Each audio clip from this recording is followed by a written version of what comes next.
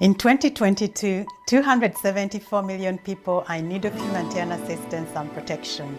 Preventing, mitigating, and responding to humanitarian crises is a challenge.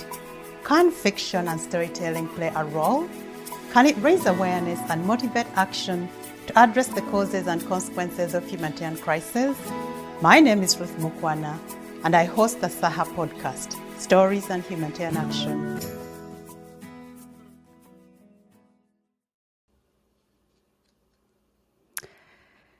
Welcome to the SAHA podcast, Stories and Humanitarian Action. I have a great guest for you today, but before I introduce him, I'd like to ask you to subscribe to my YouTube channel, like, share, and comment on this video if you enjoy it. My guest today is Bruce Holsinger. Bruce is a novelist and literary scholar based in Charlottesville, Virginia, and a recipient of the Guggenheim Fellowship. He is the author of the USA Today and Los Angeles Times bestselling novel, The Gifted School, a Book of the Month Club main selection. The novel won the Colorado Book Award and was named one of the best books of 2019 by NPR and numerous publications. The novel is currently in development as a TV series with NBC Universal Television. He's also the author of A Burnable Book and The Invention of Fire, award-winning historical novels published by William Morrow.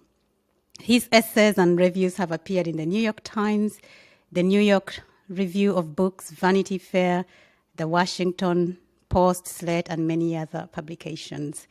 Bruce has also been teaching since 2005 in the Department of English at the University of Virginia, where he specializes in medieval literature and modern critical thought and serves as the editor of the quarterly journal New Literary History. His nonfiction books have won major awards from the Modern Language Association, the Medieval Academy of America, and American Musicological Society, and his academic work has been supported by the National Endowment for the Humanities and the American Council of Land Societies. Welcome to the podcast, Bruce. Ruth, thank you so much for having me on. It's a pleasure to be with you here. And thank you so much for making the time. I'm very, very excited to be speaking with you. As I introduced you, you were a novelist. You've been working on historical fiction. I mentioned already, the Burnable Book, The Invention of Fire. But then with The Gifted School, that was a departure for you. And your upcoming book, The Displacement, is also a departure from historical fiction. By the way, congratulations. No, thank you. Yeah. So what prompted this departure for you? Well, it was more of a return, because when I first started writing fiction, probably 15 years ago, I never got an MFA. I wasn't really in fiction writing as I was growing up and going through graduate school. But I started noodling around. I wrote a really bad thriller years and years ago. Never found an agent, never got it published. I tried again. Finally, I wrote another kind of mediocre novel that ended up, I found an agent, but she wasn't able to sell it, but she talked me into writing a novel that was set in the period that I study. And that was A Burnable Book. And that was it's a historical novel set in late medieval England. It was followed up by The Invention of Fire. Mm-hmm. And those were, books that I felt very passionately about. They were, about the period that I teach. I've taught medieval literature for a lot of years. And then I kind of felt myself wanting to break out a little bit and write about the contemporary world.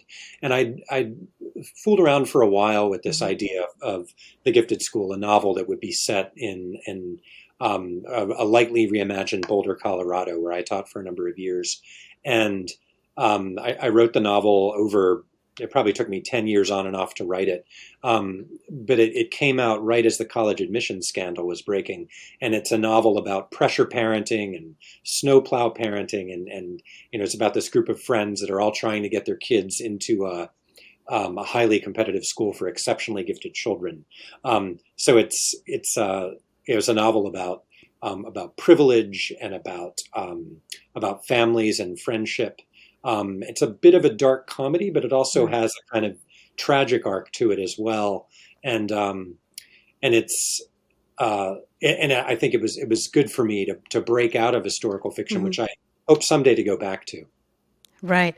And as I was mentioning earlier before we started the interview, I'm really looking forward to reading The Gifted. Myself being in New York and a mother of a 10-year-old. And Oh yeah, well you're right in the thick of it. yes, Yeah. yes, absolutely. And of course, what I'm hoping we are going to spend most of the time is discussing your upcoming book, The Displacements. But before we get into that, I'm curious as to why you write and what does writing mean for you? Hmm. Well, why I write? It would be impossible for me not to write.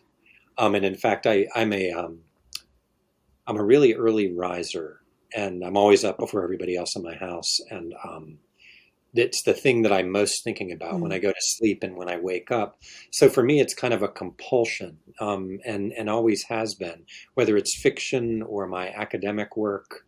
Um, I feel like for me, it's just something that it's not possible for me not to do. Now, why I write in different forms and what leads me though in those different directions down those roads, that's a more complicated question. I suppose when I'm writing my academic work, it's because I have a preoccupation Hmm. where I have a research question that I'm tangling with, or maybe an object, an artifact. I just finished a long book that I've been working on for years on parchment, on the animal skins that the medieval culture wrote a lot of its writing Hmm. on, and that so I'm always thinking about that domain of writing in kind of material terms. What's the object that I'm working on? Then when I'm writing fiction, it's more just I have a story in my head, and getting the story out is um, it just becomes a kind of imperative for me. And often I don't know the ending of the story. I'm not an outliner, Hmm. but I'll really be very preoccupied by where the story goes next, where the characters go, how to um, how to fit the next piece of the story onto the ones that I've already written. And I'll be very frustrated if I don't know what I'm writing in the morning when I wake up. So Right. that's not a very it's probably not a very satisfying answer, but it's certainly my answer. No, it's a very satisfying answer. And but listening to you as well, and I think when listening to you saying you kind of want to write a story and let the story take you, and yet your stories at the same time have so many themes, and I hope we can get in to discuss some of the themes in the displacement. And I was curious, is that intentional, or the story just ends up leading you to these multiple themes throughout your work? Did you say frames? Themes. Oh, themes. Yes. Yeah, absolutely. There's that old, is it Bertrand Russell who said, we're all um, either foxes or hedgehogs. Right. And, the hedgehog, the fox is always flitting around and finding a lot of things. And the hedgehog knows one thing and is always just drilling down. And I feel like once I'm in the middle of a project, I become a hedgehog. Mm. But when I'm between projects, I'm a fox. I'm always going around. I start books that I never finish. Um, that just has happened to me so many times. But once I'm in something, I'm really dedicated to it. So, one theme that in the Gifted School and in the Displacements, the novel that comes out in July, is the theme of privilege and its Yes. loss and its challenges and what happens to it. And for me, that's a really, these days, that's just a fascinating topic. Socioeconomic privilege, racial privilege, geographical privilege, educational privilege. Those are issues that I think are always burning, if not near the top, if not at the top, near the top of so many other issues. So that's a theme that in recent years I've really wanted to tackle. Right.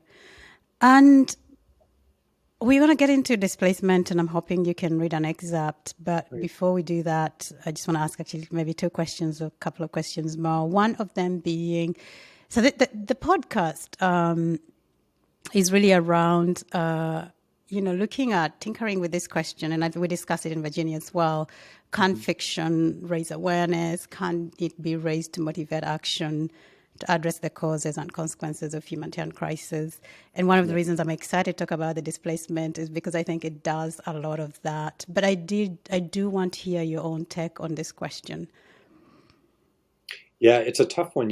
I am you think of the history of literature and certain works that have had a kind of, if not a humanitarian action potential, certainly a kind of revolutionary potential or a reformist potential.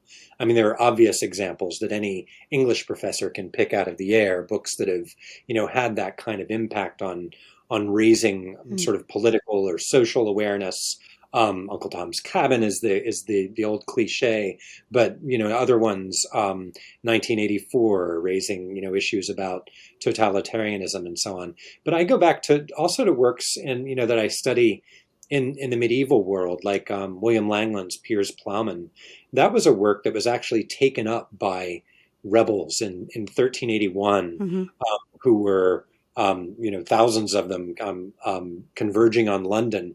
They were burning archives, and they were trying to overthrow clerical and royal control of English institutions.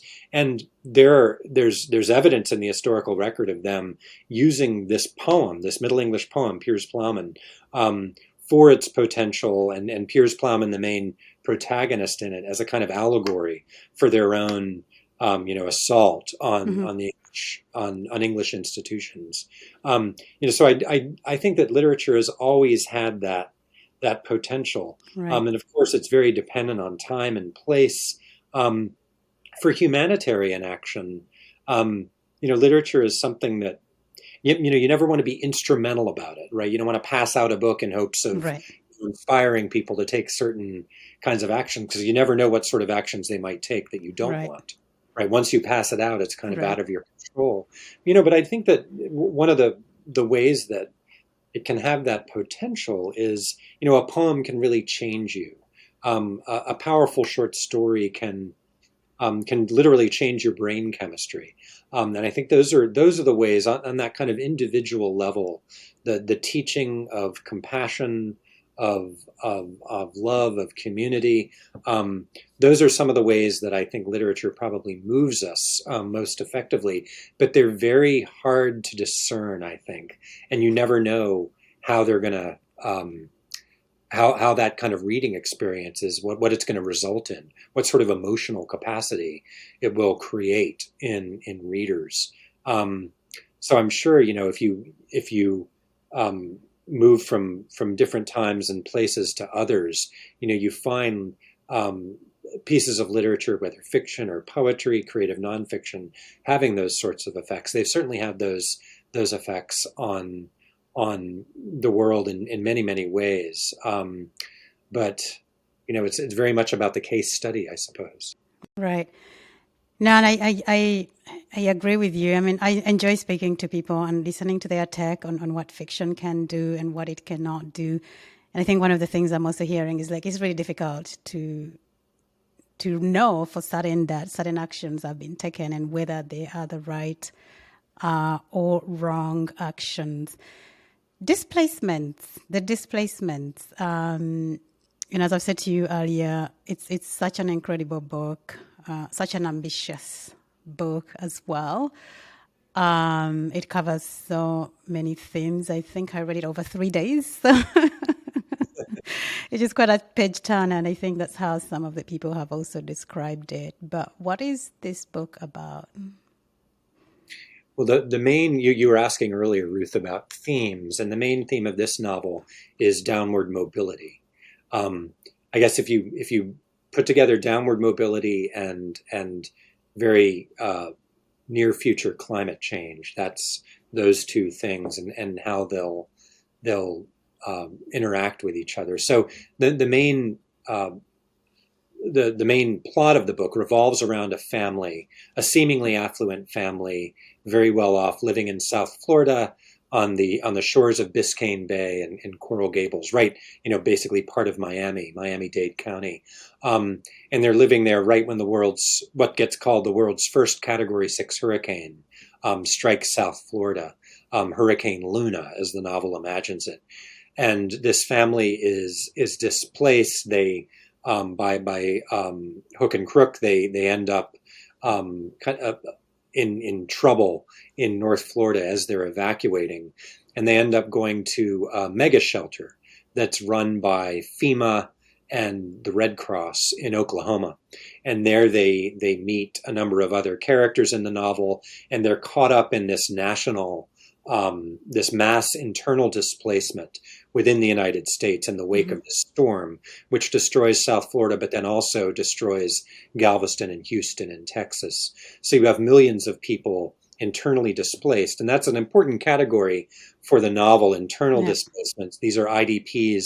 They're not refugees, and that's they're not crossing national boundaries as the UN defines refugees versus internally displaced persons, IDPs. So the novel is also about government dysfunction, and it's about failing institutions, and it's taking place. It could be taking place a few months from now. It could be a couple of years from now, but it's very, very near term. It's not, the novel is not post-apocalyptic. It's very much practical and pragmatic and on the ground right now.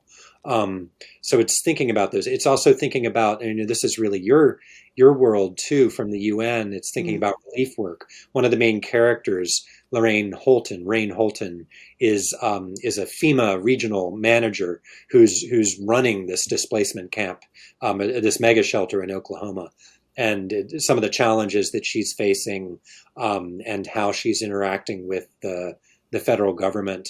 There's also an insurance agent who's also a drug dealer who's in the camp and trying to trying to hide out from his suppliers, and you meet a host of other characters as the novel goes on.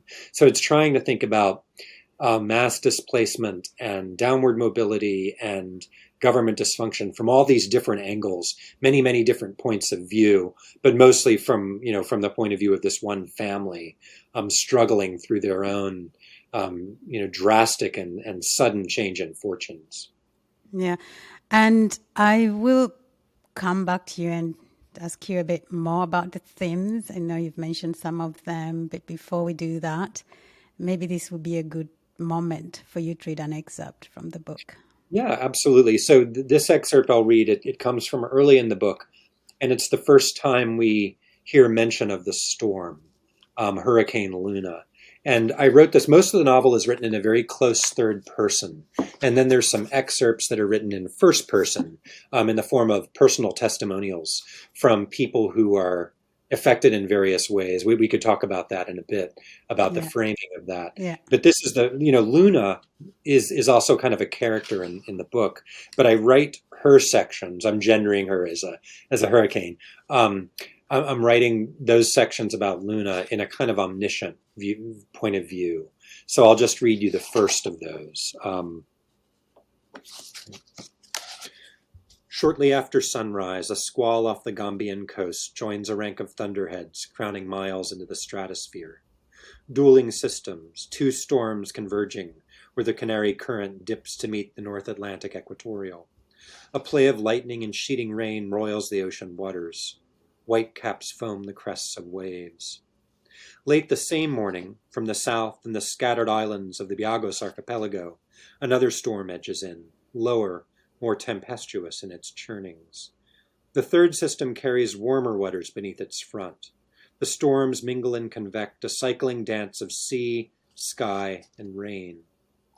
Hundreds of miles to the south-southeast, the father-son crew of a fishing charter off Cape Verde help a banker from Lisbon struggle a blue marlin to the deck. Once the fish is stowed in ice below, the three clients arrange themselves along the gunnels, swilling coffee from foam cups while the craft rides the swells. Without warning, a heavy gust sweeps the deck, wrenching cups into the sea, slamming one of the men against the superstructure. The other two clients share a good laugh at their companion's expense. The captain and his son trade looks, a subtle wag of the father's beard. When you fish the countercurrents for going on 30 years, you know a thing when you smell it. The pressure rises in your bones and bends the invisible air. Even the sun knows what this new sea means. Another hour, two at most, then it's all out for Salvagente. The Lisboans will not be pleased. The gathering storms fuse and collide. For hours, the system remains loose, a disturbance in the Atlantic weather pattern. Deep within a high cloud, there is a shift in the convection flow and a modification in vertical temperature variation. The system organizes the warms, rallies the winds, until, as one, the three storms accelerate and spin. A slow cyclonic spiral 108 nautical miles north of the equator. The rotation is counterclockwise. By 4 o'clock p.m. Gambian time, the satellites have captured enough data to effect a change in status. The system upgrades to a tropical depression, drawing more eyes to weather screens in the Caribbean islands along the eastern seaboards of the Americas. 5 hours later, the depression has matured into a tropical storm. She spins and strengthens until she is hale enough to earn a name. She is Luna. And so that excerpt, that chapter is trying to, it's before she's been named even as a hurricane, let alone as a Category 6 hurricane, and she's developing in the Atlantic, but it's trying to convey a sense of suspense and how this event, this collision of storms, off the coast, will soon be making its way across the Atlantic. So it's kind of creating her as a character first coming into being in that chapter. Yeah, no, absolutely. I mean, when I was preparing to speak with you, one of the things I have, you have all these, multiple characters, and I'm like, Luna is really the main character. And what happens once she hits? Well, once she hits this family, Daphne and her children are already on the way out of town, and traveling in a minivan north on I-95. But when she hits, there's other chapters that detail the devastation that the hurricane causes, and one of the challenges was thinking about, in the near term, as climate change is making storms worse and worse, thinking about how to manage expectations and what what goes into that. So one of the things I did when I was working on this book was interviewed meteorologists, specialists in Atlantic hurricanes, specifically in Caribbean and Eastern Atlantic seaboard of the United States, what hurricanes look like and how they develop. And of course, the highest designation for hurricanes right now is Category 5. That's just they go 1, 2, 3, 4, 5, and most meteorologists will tell you there's no reason for a Category 6 hurricane because 5 is as high as it goes. Right. But in the interval, in some of the interleave sections that talk about the storm and the story in retrospect, I have a kind of political dispute going on at the National Hurricane Center, which reports up to the Secretary of Commerce. And the secretary really, there's a desire on the part of the government to really convey to the citizens of Florida how horrible this hurricane is going to be. And there's been Category 5 hurricanes before, so how do they do it? So there's this, I had to learn about how this could come about and what would be the bureaucratic elements that would create this new category. So that was one of the, I won't say fun, it was a bit harrowing, but it was fascinating to think about what that would look like. And, the meteorologists, the hurricane experts I talked to, I had a sense in my head of worst case scenarios. Theirs were so much worse. Right.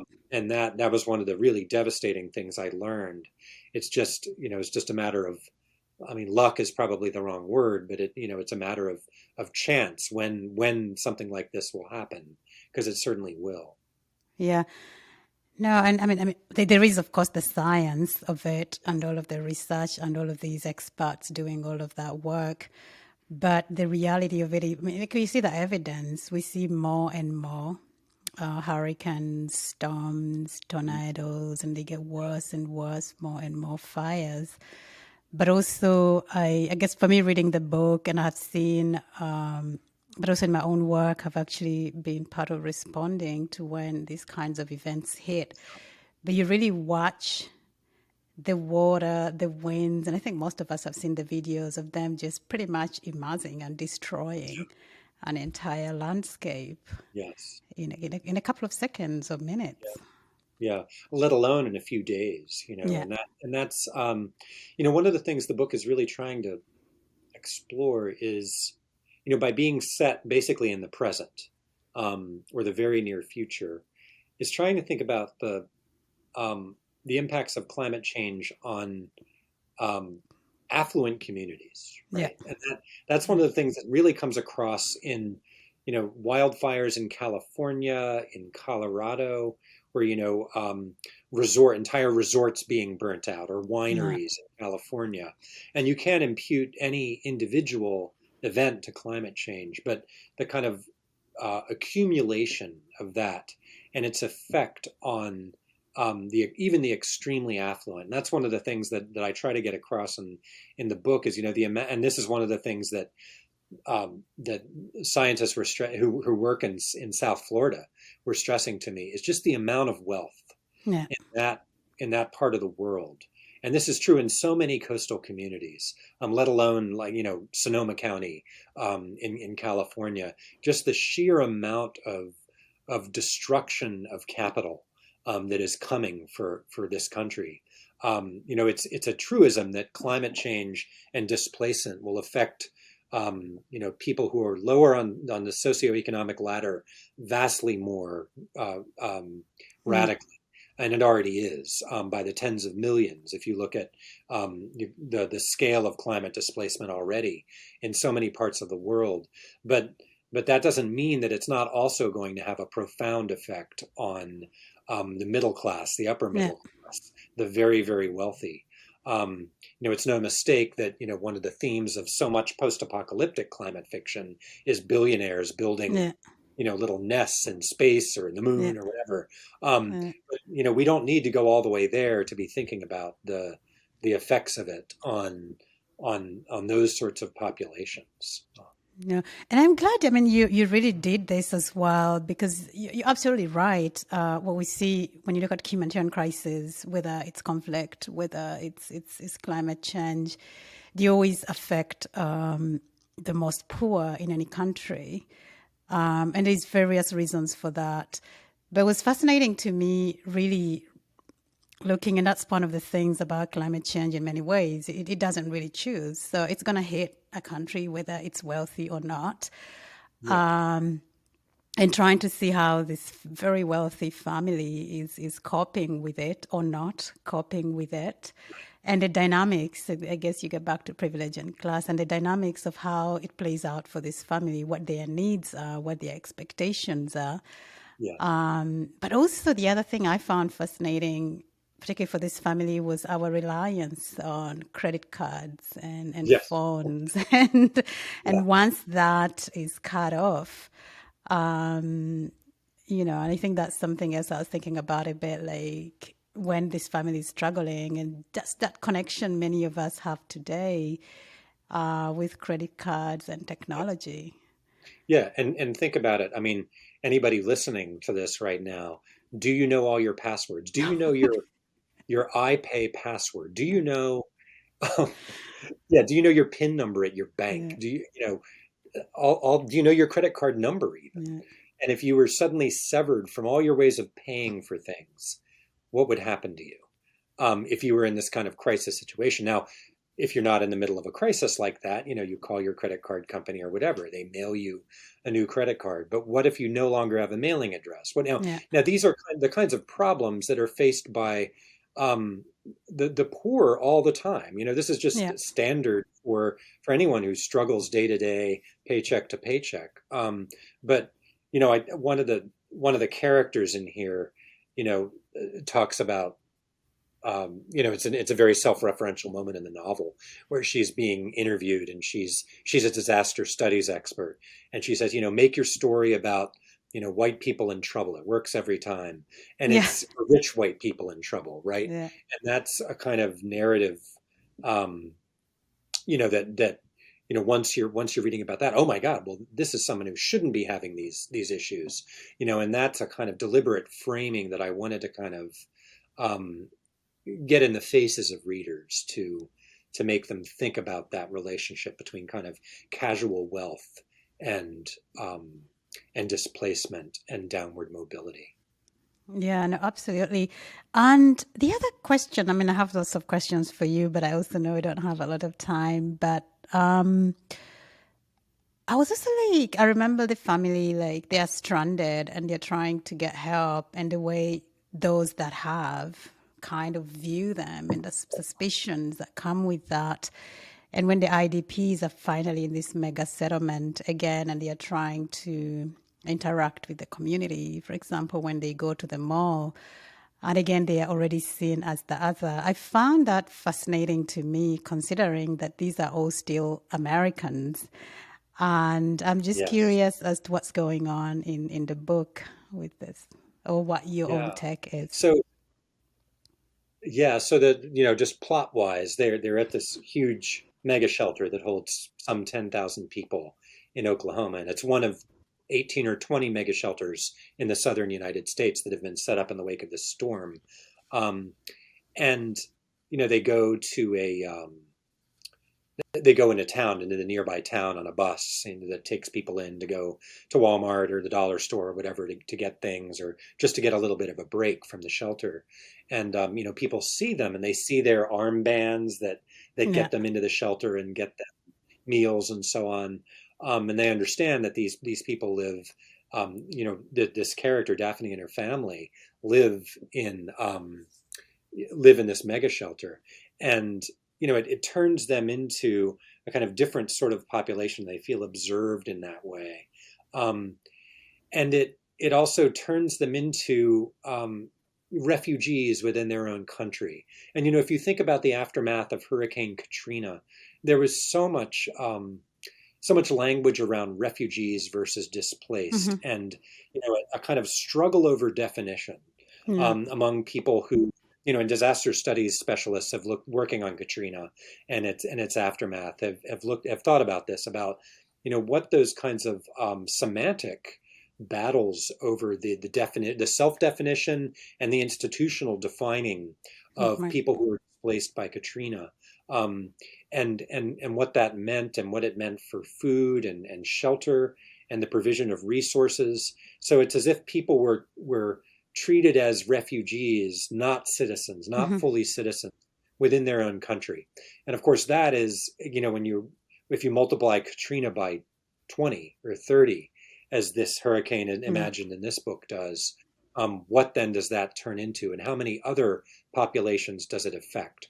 So that's a lot of reading I did in disaster studies. So much of the controversies treated in the book, the government dysfunction and so on, even what shelter looks like, what Yeah. government supplied shelter looks like, came out of Katrina, and came out of research I did, based on how the government is preparing itself to respond to megastorms like Luna.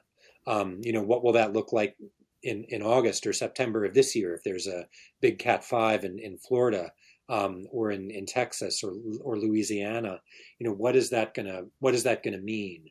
And we've had a lot of experiences since Luna in the disaster relief community, um, but it feels like the government keeps not learning lessons. Hmm. And when we massive cuts to FEMA budgets Hmm. and so on, and disputes between the governor of Florida and the president about whether who deserves relief funding, Yeah. and whether it's going to go to blue states or red states. It's these kind of awful sorts of political battles. That's a long-winded answer to your question, but it's something I've been thinking about for a long time.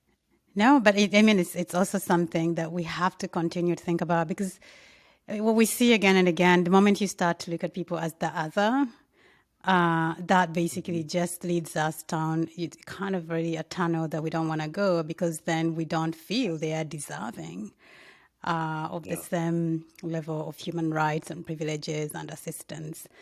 Yes.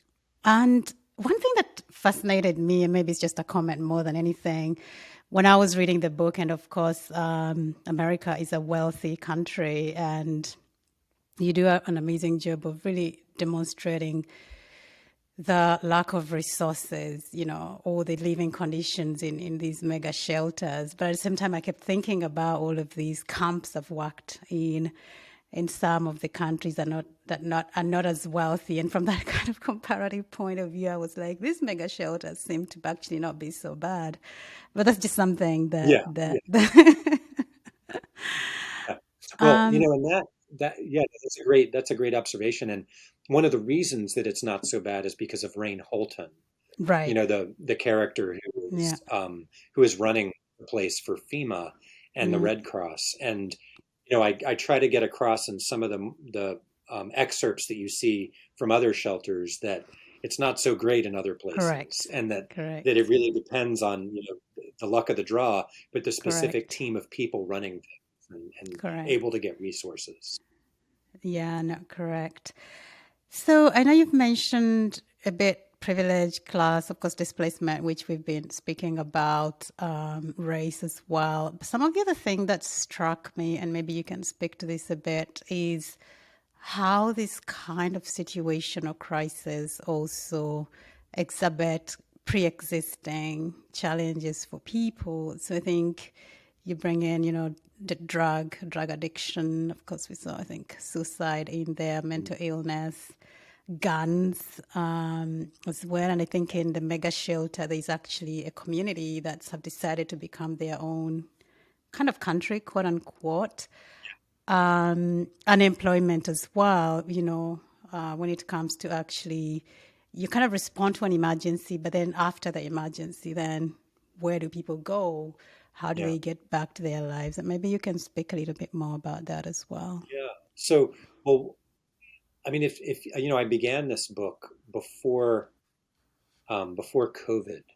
And if you think about COVID as a particular kind of catastrophe, think Yeah, about how it's exacerbated pre-existing inequalities, inequities, dysfunctions on the part of government.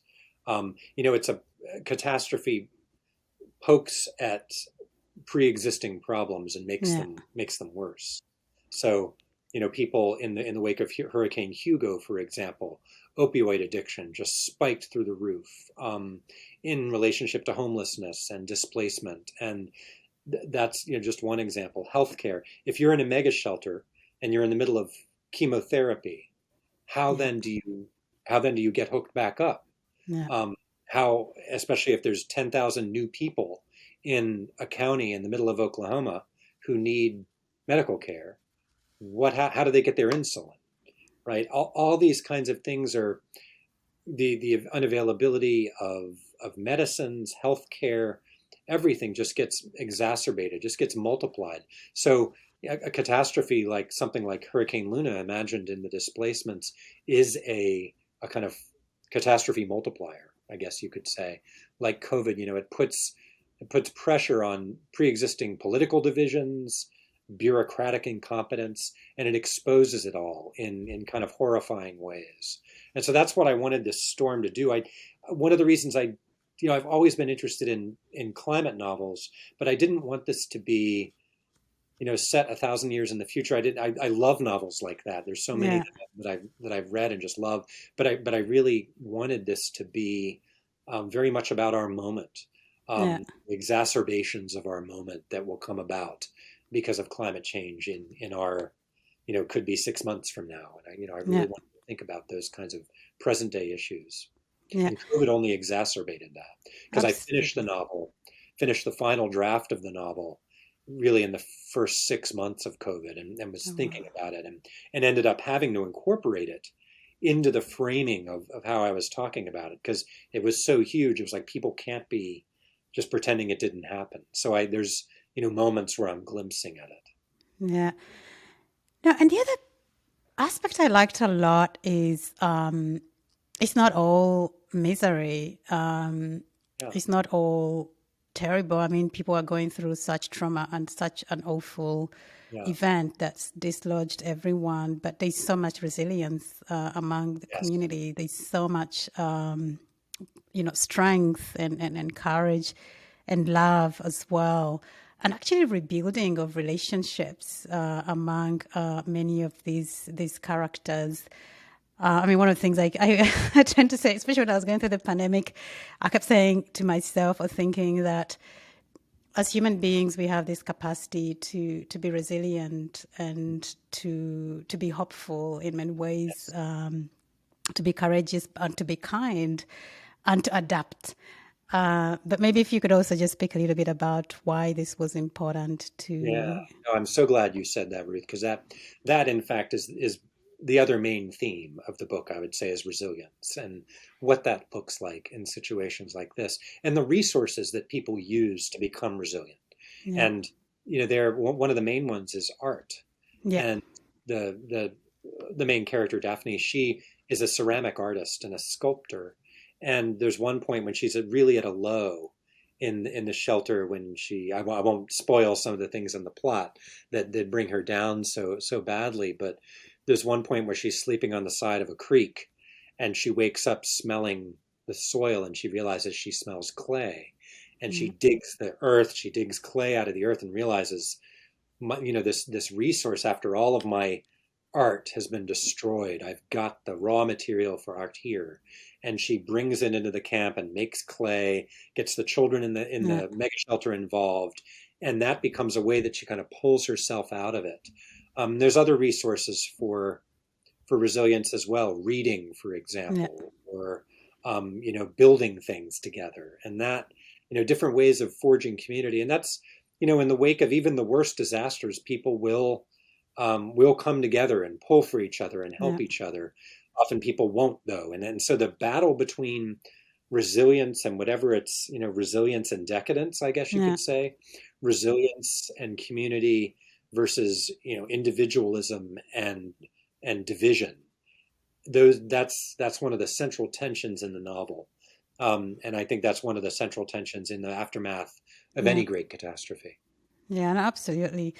Um, no, I did. No, I thought you did that really well through the characters in Thank you. illustrating that, and the children. I really loved the kids Oh, very good. much as Yeah, well, well, and it begins through the eyes of a kid, playing a game, kind of this yeah, very elaborate game of tag with all these crazy rules. And that's how you begin is right in the middle of things before the hurricane has struck, in kind of the prologue from the point of view of one of the children. And I wanted yeah, to emphasize that because they're having the time of their lives, some of them are, right? absolutely, And that is as long as they can eat and they have shelter, they're together and they form their own kind of yeah, community, at yeah, least for certain parts of the novel. And then, I wanted to emphasize that from the beginning. yeah. No, I did. I really enjoyed spending times with these kids. I mean, they are really fully developed characters. Their friendships, their support for each other, but also their own struggles. Yes. And as those relationships, some of them fracture. Bruce, I'm coming towards the end of my final Yeah. questions. You already mentioned it, the framing of the novel, which also I think made it really ambitious. It's quite an ambitious and so much admiration for you as well, actually, for what you've achieved. But it does, I know it's a close third point of view, but then you do have some first person narratives and transcriptions as well. And I guess my question for you is, why did you do it that way? Yeah, that's a really good question. It was a um, kind of a stylistic and formal question as well. And I just to show people so this is the book, and I can actually show people who are watching, you can see Yeah, it visually. So there's, the novel is going along, it's in a third person. And then we get to these parts where you have this digital project. It's called The Great Displacement, a digital chronicle of the Luna migration. And you only get it 7 or 8 times in the course of the novel, but you have first person testimonials, and the conceit is you can hit an audio button and they'll play for you, or you get some charts or some maps that show you where these displacement shelters are, maps of migration, where people went internally in the United States. um, and those what I wanted. I really the story focuses on, I guess, maybe 5 or 6 central points of view, yeah, but then I really wanted to set that within a much larger national and international story. And one of the only ways I found to do that was to to present the storm and its aftermath retrospectively. So while you're reading the novel and you're reading about Daphne and her kids, and about Rain Holton and her interaction with this shelter that she's running, you're also getting a couple of dozen smaller stories about other people who were from Houston or from Florida, or who were at the National Hurricane Center, or were you also hear from the governor of Florida, who had to Yeah. make the decision about evacuation and maybe made it a little bit too late. But you're only getting them in little glimpses, so it's a little bit like an oral history, but it's presented as a digital humanities project at a university. And the person who put that together is one of the characters that you come across. I won't say who it is, but it's one of the characters that you come across in the novel, working some years later, putting together this larger story. And so that's a way of for me, it was a way of placing this small story about a family within this immense kind of story of Hurricane Luna and its aftermath. Yeah. And honestly, it helped me a lot, I have to say, in terms of understanding the context. I know it's still all fictionalized, but it Yeah. did help a lot. And I think in some of the transcripts as well, we meet characters who were affected by the hurricanes before, which helped them to prepare. We Yes. meet children of some of the parents, and I really thought it helped to give more context Yeah. to what's going on in the present.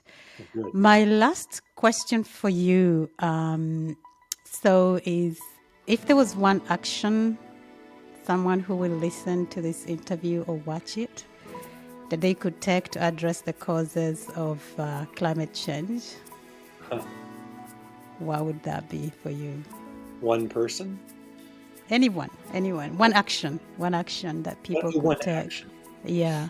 Yeah. Oof.